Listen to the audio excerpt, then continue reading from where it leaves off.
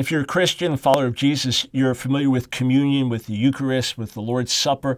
We partake of the emblems, we partake of the symbols of the body and blood of Jesus, so the bread and the wine or the bread and the grape juice.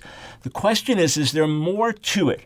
And Catholics teach what is called transubstantiation and claim that they have scriptural basis for it, that literally the bread and the wine become the body and blood of Jesus. So it is not just a spiritual presence, but a real presence.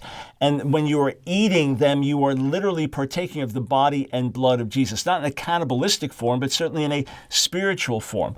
And they would point to Jesus saying, for example, in John chapter 6, verse 52, that Jesus says there, as he's saying, you've got to eat my body and drink my blood. They say, how can this man give us his flesh to eat? I mean, are we literally to do that? But you see, that's the whole point. I don't personally believe in transubstantiation. I believe that the presence of God is there in a unique way with communion, but that these are symbols. Because at the Last Supper, when Jesus gave the bread and said, this is my body, it wasn't literally his body. It symbolized it, but it wasn't literally his body. And the same thing with the wine. It wasn't literally his blood.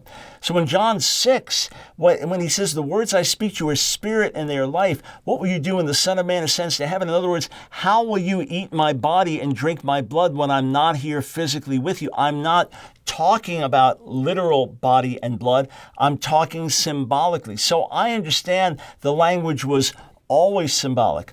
I understand there's been dispute in the church over this, different perspectives for centuries, but I do not believe that the wine and the wafer literally become the body and blood of Jesus, but rather symbolize that, and with that bring the real presence of God as we partake together before the Lord.